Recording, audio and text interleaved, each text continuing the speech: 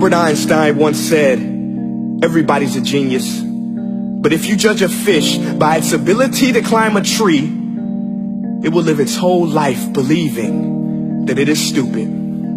Ladies and gentlemen of the jury, today on trial we have modern day schooling. Glad you could come. Not only does he make fish climb trees, but also makes them climb down and do a 10-mile run. Tell me, school, are you proud of the things you've done?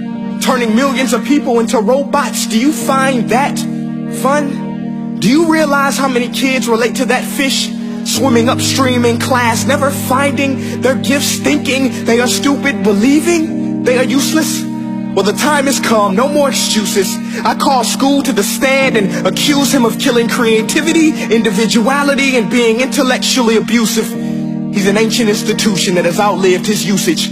So, Your Honor, this concludes my opening statement, and if I may present the evidence of my case, I will prove it. Proceed. Exhibit A.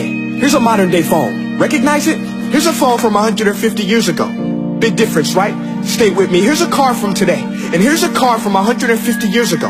Big difference, right? Well, get this. Here's a classroom of today, and here's a class we used 150 years ago. Now ain't that a shame? In literally more than a century, nothing has changed. Yet you claim to prepare students for the future?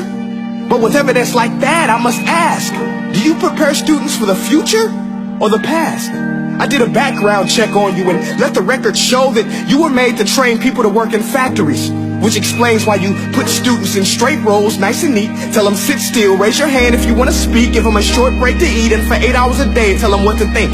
Oh, and make them compete to get an A letter which determines product quality, hence grade A of meat.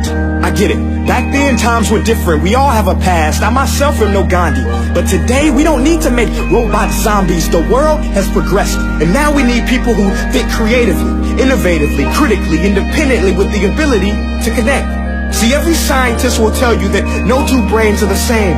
And every parent with 2 or more children will confirm that claim. So please explain why you treat students like cookie cutter frames or snapback hats, giving them this one-size-fits-all crap. Watch your language. Sorry, Your Honor, but if a doctor prescribed the exact same medicine to all of his patients, the results will be tragic. So many people will get sick, yet when it comes to school, this is exactly what happens, this educational malpractice, where one teacher stands in front of 20 kids, each one having different strengths, different needs, different gifts, different dreams, and you teach the same thing the same way? That's horrific. Ladies and gentlemen, the defendant should not be acquitted. This may be one of the worst criminal offenses ever to be committed. And let's mention the way you treat your employees. Objection. Overruled. I want to hear this. It's a shame. I mean, teachers have the most important job on the planet, yet they're underpaid? No wonder so many students are short-changed. Let's be honest. Teachers should earn just as much as doctors, because a doctor can do heart surgery and save the life of a kid. But a great teacher can reach the heart of that kid and allow him to truly live. See, teachers are heroes that often get blamed, but they're not the problem. They work in a system without many options or rights. Curriculums are created by policymakers, most of which have never taught a day in their life. Just obsessed with standardized tests. They think bubbling in a multiple choice question will determine success. That's outlandish. In fact, these tests are too cruel to be used and should be abandoned, but don't take my word for it. Take Frederick J. Kelly, the man who invented standardized testing, who said, and I quote, "These tests are too cruel to be used and should be abandoned." Ladies and gentlemen of the jury, if we continue down this road, the results will be lethal. I don't have much faith in school, but I do have faith in people. And if we can customize healthcare, cars, and Facebook pages, then it is our duty to do the same for education, to upgrade and change and do away with school spirit, because that's useless. Unless we're working to bring the spirit out of each and every student, that should be our task. No more Common Core. Instead, let's reach the core of every heart in every class. Sure, math is important, but no more than art or dance. Let's give every gift an equal chance. I know this sounds like a dream, but countries like Finland are doing impressive things. They have shorter school days. Teachers make a decent wage. Homework is non-existent, and they focus on collaboration instead of competition. But here's the kicker, boys and girls. Their educational system outperforms every other country in the world.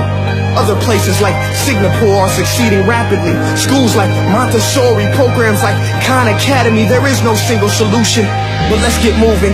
Because while students may be 20% of our population, they are 100% of our future. So let's attend to their dreams, and there's no telling what we can achieve. This is a world in which I believe, a world where fish are no longer forced to climb trees. I'll rest my case.